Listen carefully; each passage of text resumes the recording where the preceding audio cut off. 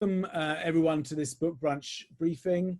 My name is David Roach, I'm the chair of Book Brunch. I'm delighted to add this new virtual format that's enabled us to welcome as our guest today, Baroness Martha Lane Fox. We have an excellent turnout of senior publishers, literary agents, heads of trade association, generally luminaries of the publishing industry. Most of you will be familiar with the Book Brunch breakfast briefings we've run over the last 3 years. And many thanks for joining us today on Zoom. I'm going to give some guidelines about how to ask some Q&A and when that time arrives, but we'd also like to thank our sponsors, the Publishers Licensing Services, PLS, and known to the majority of you as not-for-profit organisations set up by the publishing industry that provides the payments that you receive from collective licensing. We have Sarah Folder, their CEO, here today to say a few words and to hand over to Book Brunch's joint editor and host for this morning, Neil Denny. Thank you, David. PLS is pleased to be sponsoring today's event and to be hosting such a remarkable woman as in Baroness Martha Lane Fox. And I'm really looking forward to hearing what she has to say to us this morning. I'm only sorry that we can't be together in our offices overlooking Tower Bridge and the river on this occasion, maybe for next time. I would just like to say a few words about PLS before we get started. We are known to all of you, I hope, for our collective licensing revenues that we distribute. Last year, our total distributions topped £38 million, worth considerably more in true value terms when you account for the fact that this secondary licensing income goes straight to the bottom line. I'm pleased that we've been able to keep collecting and distributing since lockdown. And of course, we will do our best to continue to keep this revenue stream going. We know that it has already proved to be a lifeline for some publishers. Publishers have been responding to the challenges faced by schools, colleges, and universities as they have been forced to adapt to remote teaching, including by agreeing to our relaxing some of the key educational licensing terms on a temporary basis. You should know that this move has been very warmly welcomed by the education sector. So without further ado, I'll hand over to Neil Denny to introduce Baroness Martha Lane Fox. Thank you. Thank you, Sarah, for those words of introduction. I think Martha needs very little introduction. One of Britain's top internet entrepreneurs, a real trailblazer in that area. And then in the last 10 years, she's been a thinker about the internet and an entrepreneur again, and also a member of the House of Lords and has worked for the government in terms of looking at digital inclusion. So welcome, Martha. Now, I want to start off initially looking at the broader question of what impact the current crisis is having on society, and short and long term, and how you feel, Martha, things will change as a result of what we're seeing right now. Globally, I think it's going to be unbelievably complicated working our way out of this, because look at what's happening in America, just as an example. 30 million people without a job. That's going to have a significant impact here in the UK and Europe. Similarly, who knows what's going on in China? I mean, literally, who knows? I'm on the board of Chanel, and last week we were told that there are 15 cities in lockdown like Wuhan. But I don't think that's well known here. I'd be very interested to know if others here on this call know more. I would love to be sitting here saying, I think this is, going to be something that we can get through, more resilient, more strong. I think that we have to recognize that this is going to take an incredibly long time. We're looking at kind of 5-year horizons, not 1-year horizons. I've got a good friend who's an epidemiologist, and I was talking to her yesterday, and she was saying, we may or may not have a vaccine that works, and it may or may not help the majority of people in the planet in the next couple of years. We have to recognize that that's only going to be one route out of this. Yeah, I mean, the Bank was saying a V-shaped recovery within a year, which strikes me as highly optimistic. I don't believe that is likely. Yeah. But who knows?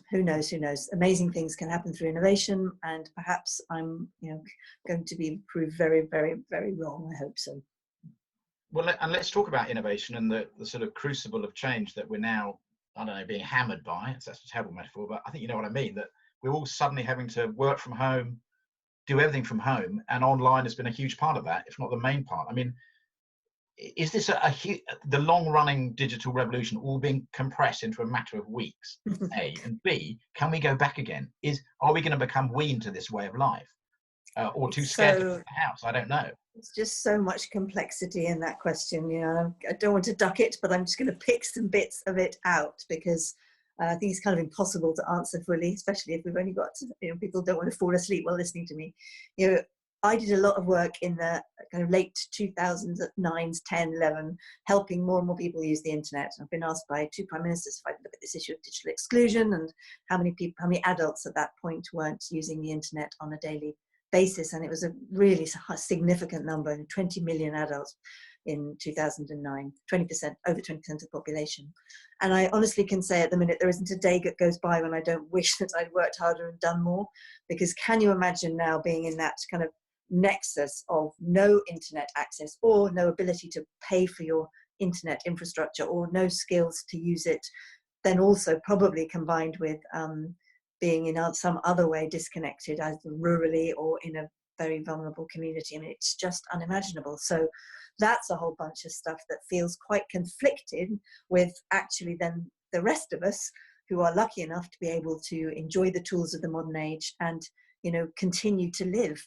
And so I do think we've got this notion of kind of rich corona and poor corona, and digital sits at sort of the heart of that. And there's a kind of spectrum in between, obviously. And as someone that's tried to think a lot about the next wave of digitization in the UK, you know, I'm not really very good at startups. Don't tell too many people, but I can't really tell you what like the latest robotics startup is, or, you know, what the economics of a delivery startup are. I'm more interested in how we digitize government, how we digitize institutions, how we then go through the next wave of making the resilient UK beyond just the commercial. And it does feel like an inflection point. Absolutely, of course it does. But we have to keep that focus during and post this crisis, you know, for that prolonged period of time, because this work is not going to be at the top of the priority list unless I believe the Prime Minister and others put it at the top. We need to continue to fight for broadband, better broadband across the country, and then future networks. We need to continue to invest in skills, and we need to make sure that our legislators, public servants, hospital, clinical commissioning group heads of schools are all equipped for the digital age. And this crisis has shown that more than anything. Well, it's also shown the government's got a vast amount of money it can borrow if it needs to.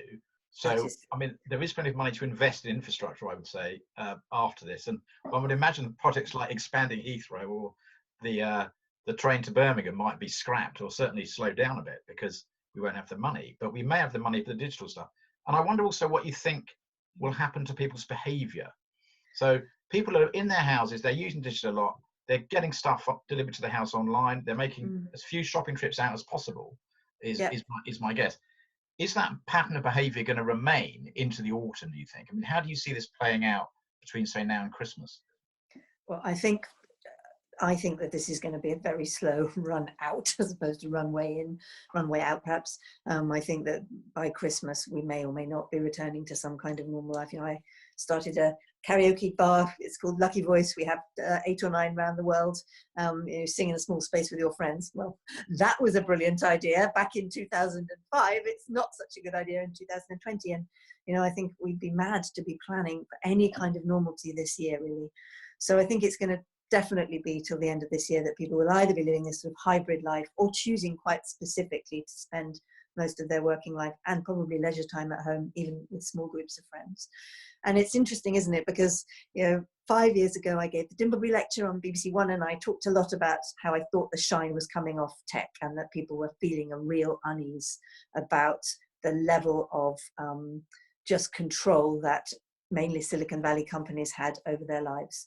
And then that did really prove to be true. You know, the massive and very quick tech lash, as it became known, it prompted partly by things like Cambridge Analytica, but I think also by a much more sort of just general unease, companies not paying tax, you know, products and services being quite opaque in those transactions. But now I think people are in this kind of like really weird mixed position. And my charity, Everyone, did some research that came out the day before yesterday showing that that really is the case, that people feel, I think it's only 19% of people think that tech companies build products and services with their benefit, with customers' benefit in mind. And that's a staggeringly low number when you think about how people are using this all the time. And so it's really a mixed bag, is I guess what I'm trying to say.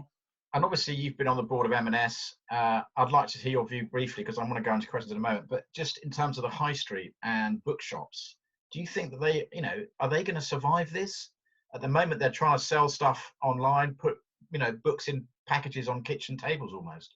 It doesn't seem a viable model for me for long. I mean, do you think consumers will go back to bookshops in the high street in the autumn? I'm longing to go back into my bookshop because I love the people there and we have such brilliant chats about books. And, you know, I do think there's going to be just phases. I mean, again, I'd love to hear from what people think on this call. Probably qualified than me. I talk as a user and a consumer, I guess. You know, it's inevitable to me now that there just has to be a very strong digital element to whatever you are doing. And, you know, that is, if you're a local bookshop, I guess you're going to have to think innovatively about online delivery or collection or whatever it might be, or even building up a community group around your bookshop using digital tools that perhaps you wouldn't have had top of priority list before. I don't think it means the end of the high street, but I do think it means this is going to be a dramatically different looking high street, with certainly in the short term very different behaviors, and then in the long term again a different set of behaviors again. So, you know, I do think also, and I hope we get to this in the discussion, that these behaviors are going to have to change anyway because of the climate emergency. You know, the intersection between COVID and the climate is, you know, feels so profound. My partner works in marine conservation and he's just saying this is just a dry run for what we're all going to have to think about, right? It's prompting us to think about the change of our behaviors. So if you're using tech language, it's like the beta test, I guess. And, you know, whether that will be something that is immediately shifts, I don't know, but I do think it's given us all a sense that we are able to change our behaviors quite dramatically. It's definitely going to annihilate some things, some good, some bad, but I do believe that we will have to more quickly build for a sustainable and, you know, low carbon economy when we come out of this. Well, we're certainly achieving that now in terms of aeroplanes at the very least. None. Yeah, well, we are, and, you know, and it's kind of extraordinary when you see all these stats about how we suddenly go back to 1950s level of emissions and so on. And, you know, I find that fabulous and inspiring, but I also am not naive enough to think that that's going to be a long-term trend immediately. I think what it has shown is the art of the possible, perhaps. So, Martha, another thing which obviously this has shown, I think, is that people can work from home. And the phrase "the death of the office" has started to kind of ring around my mind. I mean, we have a virtual operation anyway at BookBrunch, but a lot of people are suddenly all working from home and finding it surprisingly effective, actually, particularly publishers. Does that surprise you? Well, it's interesting. I think that I'm on the board of Twitter, and Jack decided way before it was necessary to close all the offices and to let everybody mandate everybody had to work from home, in a typically kind of, you know, far-reaching Silicon Valley style, forward-thinking idea. And what's been interesting, I was sitting thinking, oh, how's this going to go? Actually, Twitter's been immensely productive, and we have quite a challenge getting through what they call the tech debt, which is just the ability to put things live on our website. And it's been really interesting seeing these engineering teams, quite complicated across different locations. If you're testing new products, you know, it's not insignificant at this moment, particularly where people are relying on Twitter a lot to put new bits of the website live, but they're managing it, and actually productivity certainly hasn't suffered and might even have slightly improved. So Jack has now, I don't know if people saw in the news today, said everyone forever can work from home if they want to. And that is that's quite a big statement, because it will be interesting. And, you know, there's clearly a lot of things that need to be thought through with that, because some people will clearly not want to work from home. You know, I'm lucky, I have a big house, I have a garden, but when my 2 sons are in it, they're 4, I don't find it easy, even though I'm lucky we have help, not at the minute, but we do generally. And I don't like being at home all the time. I like having the flexibility. So I think this kind of forced working from home works very well for some people and appallingly for others. I mean, I really think it has also shown the incredible importance of effective childcare. You know, everybody with small children is finding this tough. A bit easier, perhaps, if you have older children at home who can be a little bit more self-sufficient. But even then, and especially if you have 2 parents working full-time, but even if you don't, yet again, the burden falls on the person not working. So I think we have to be careful not to rush and say, everybody's working from home so effectively, we've shown it's true. Possibly, but I would like to know what that iniquity is that's created. But I do think the trend is where you're saying absolutely 100%. And if that's what Twitter are doing, it feels like it's inevitable other companies will follow. You would not want to have been a shareholder in WeWork in any situation, but you would definitely not want to be one now. Absolutely not. Right, I think we have questions now. David, I'm over to we you. do. If I'm going to unmute you one by one, and if you can just say who you are and where you're from, that'd be great. Juliet. Yes, I'm Juliet Mason from Cromwell Publications, an indie publisher based now in Bloomsbury. My question really is, and this is sort of a plea for help, and I'm not sure it's something you can advise or help with, but the High Street, quite rightly, was forced to close early and has been offered business rate relief. Publishers who are office-based have not been offered business rates relief, and this is a really challenging time for publishers, whether you're large or small. And while Sainsbury's is getting something like £450 million of rates relief while having one of the best years ever, publishers in offices are getting nothing. So that's yeah, that's interesting. That's very interesting. I'd be interested in Gail's view on that question. I think she'd probably be better equipped to answer it than me. What's the policy dream from your point of view? If you could write it on a piece of paper. I mean, I think business rates relief would, a lot of, publishers are obviously eligible for the staff retention scheme, and most of us have tried to use it wisely. It's not totally appropriate for publishers because, like manufacturers, we have to prepare for the future. So we can't simply, unlike a cinema where they have to close so they can put all their staff on furlough, we have to keep working if we're to have any books available for the autumn or for next year. So we have limited access to that scheme. I gather that finally the government is going to bring in a part-time option which will suit us better and be cheaper for the government. But business rates relief would be a huge help. Okay. David, another question? Sure. Susie. Hi, am I unmuted now? Yeah. Yes. Thank you very much for that, Martha. The last time I saw you in person was at my last outing, which was at the Women's Prize at Coots. Which yes. I know, I was thinking about how much I hugged and kissed people at that event. I was like, oh my God. It does feel such a long time ago. In the meantime, I think that the book industry has been very nimble and versatile in migrating to digital in many, many ways. There are literary festivals online. I've attended a lot of meetings like this. I'm interested in how we actually forecast projections for translating those free digital initiatives into revenue, at the risk of sounding a little bit mercenary about this, but for me, I run a small publishing house. We are focusing on feminism, socialism, internationalism. It's very exciting. We have great books submitted to us. But, I have to be responsible. I have to make contracts. I have to set print runs. I have to be responsible both to my customers and my authors. And translating that digital environment into hard cash is something which I think we're all grappling with at the moment. And I wondered if you had any thoughts on that. Yeah, I feel for you. And I, again, as you will know well, what feels as though it's happened over the last decade, right, is that before you wrote a book, you got a deal, you went out, you did a bit of your book press. Now, as an author, you're being asked all the time to do all this extra work for no extra money, and to be in all social media channels digitally, and also in all these events, often in real life, although obviously now it's unclear. So, spreading out your content all over the place, and often for free, is really a complex thing. And I wish I could sit here and say, do this, this, and this, but I can't, as you know, and it's not because you haven't got loads of ideas. I'm sure you've got loads of ideas, but I think it's really unclear. I think the thing that's important, though, is just to keep testing lots of different models, test cheap subscriptions, more expensive subscriptions, more specialized things, different chunks of content, doing things online live, doing things online not. I think it's just vital to try and keep testing and finding out what works for you and for your users. So that's the first thing. And also, actually, the first thing should be to really understand the people that are in your community of users. And again, without sounding complete platitudes, it's still amazing to me how rare it is to find any organization or company that has really used the tools that we have available in 2020 to understand usage patterns of their customers or their users or the people in their community. And that has got to be the starting point.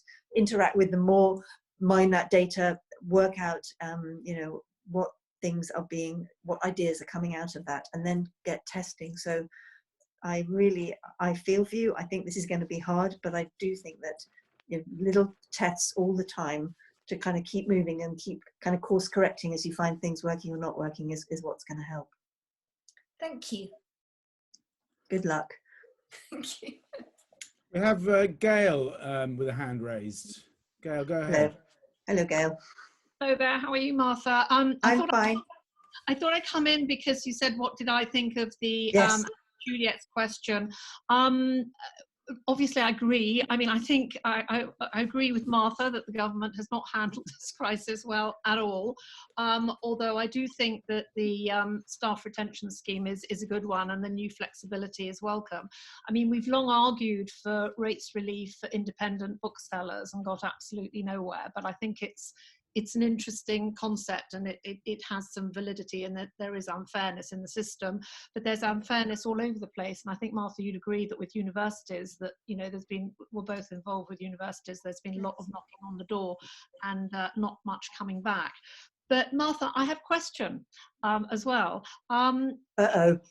I hope it's an optimistic one. Oh, good. I'm not being over optimistic, but for all that you've said, which I agree with, you know, the horror of this. I mean, the horror of the, you know, care homes, the horror of the way we've handled this pandemic, testing, so on and so forth. The 30 million jobless in the US. There is something about, I mean, certainly from a creative industry point of view, people at home, and something I've noticed right across all the companies I'm involved with, is that after people have got over, and these are the lucky people, of course, they're the ones who are connected and, you know what I mean, can get food, and, you know what I mean, although they might have children at home, nonetheless, they are somehow able to share and work. So I am talking about that cohort. But after the sort of shock and horror was gotten over, if they were well, there has been, I have noticed, a surge of creativity and innovation.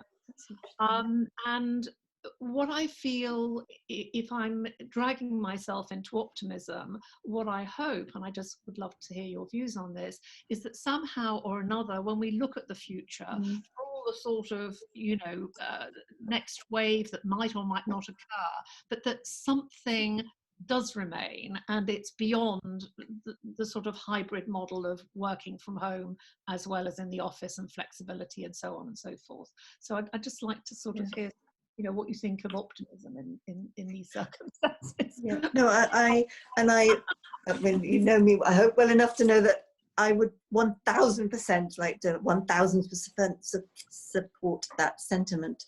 I think my anxiety comes around leadership, and specifically political leadership. And I'm not throwing stones at Boris particularly, I'm actually talking more globally. I feel as though, you know, if I look from the micro, so I am constantly somewhat amazed at how my kids are so small, but my friends with kids who have to go to school are basically being asked to replicate a schoolroom experience at home in the one point in their entire school lives where they could have had this incredibly different experience. And I know they need structure, and I know parents need tools and resources. I'm not insane, but imagine if they'd been set, you know, creative writing or different kind of problem solving, or there could have been this amazing opportunity to show a different way of educating. And I use that as a specific example because I think about it all the time, and I so agree with you. You know, I think about what's being unleashed on TikTok, or how people are coming together in communities to solve problems, or I see the tech community that I know a little bit. You know,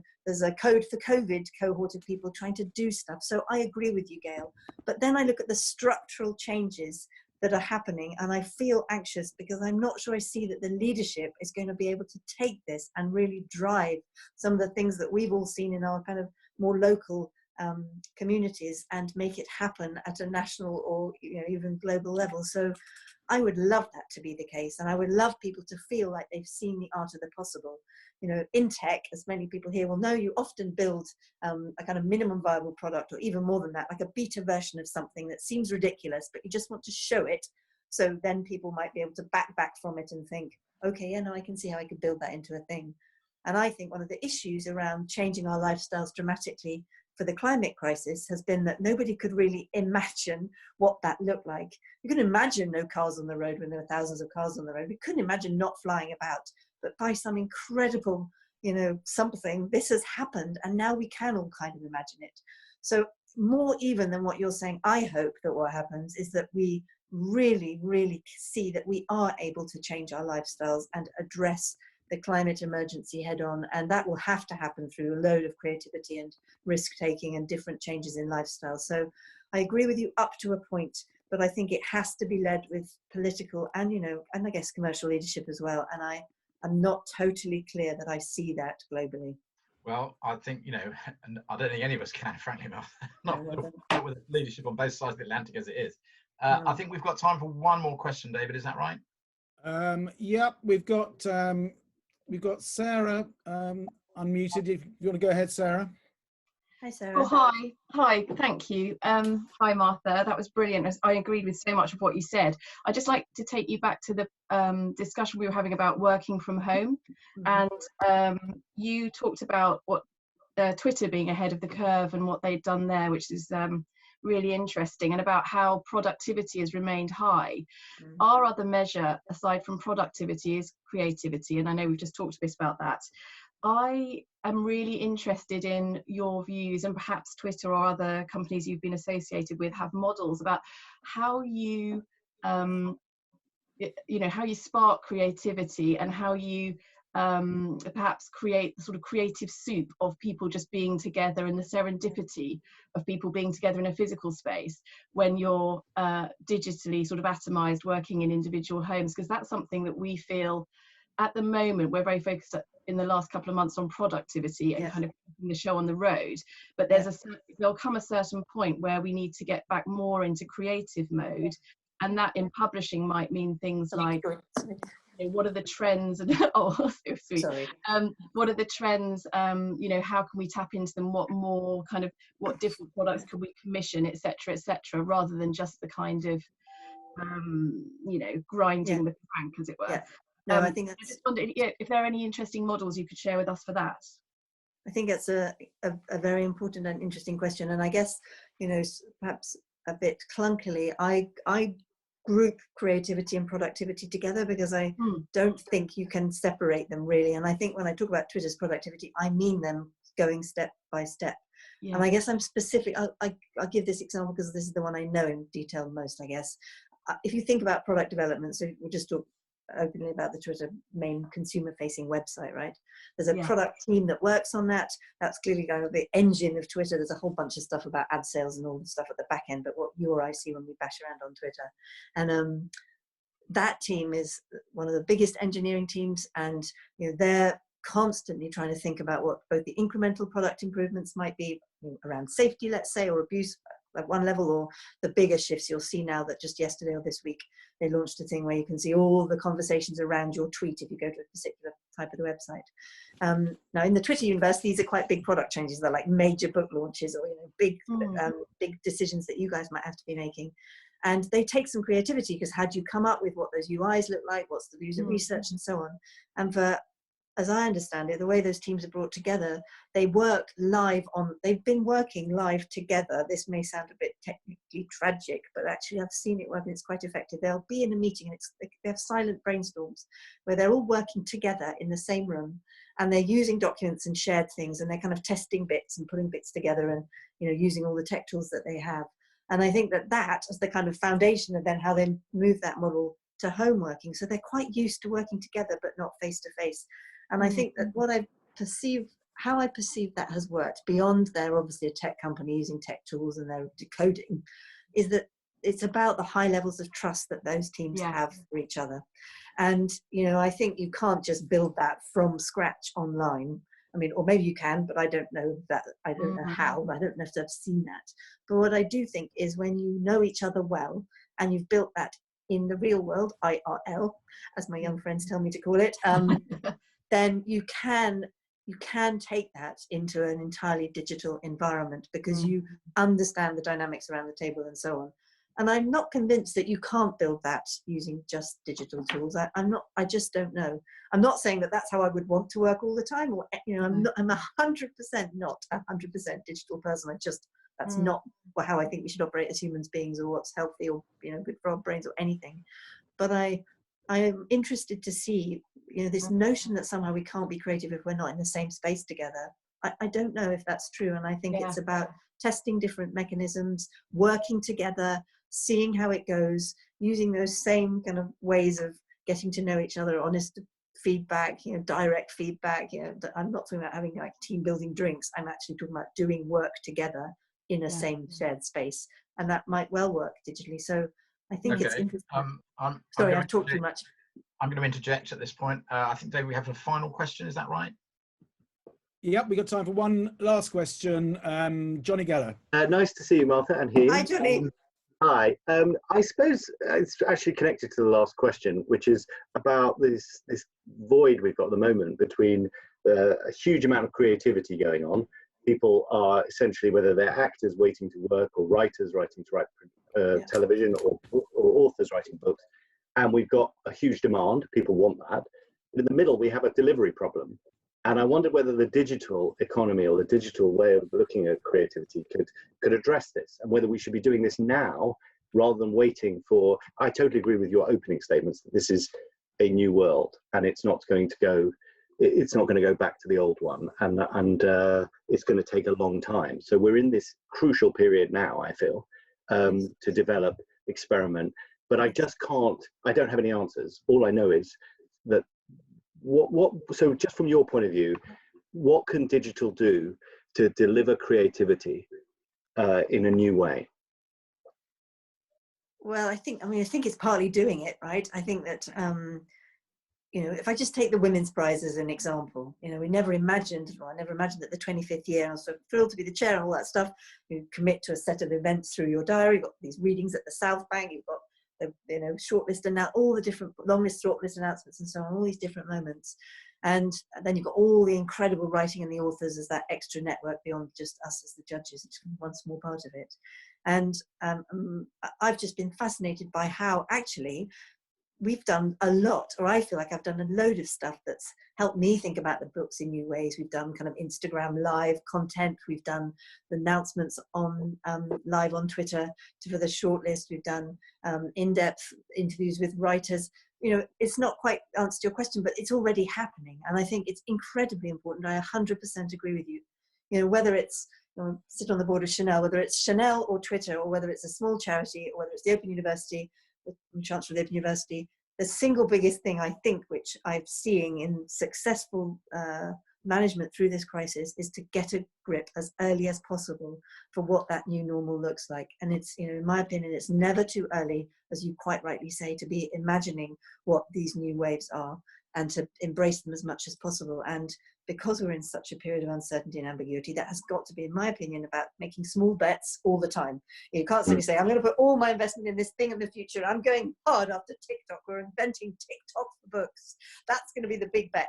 You know, that would clearly be nuts. It should be all the time testing different things and seeing what happens, and seeing what your readers and your users and your writers, and, you know, how it works. But, you know, there are more opportunities than ever before, and people need content. You know, there is going to be, I think, an interesting thing that happens with users, as in readers or consumers of your content in whatever form, where there's a different bar. You know, I think people are accepting slightly different. You know, they've seen highly produced American talk shows being broadcast from people's homes.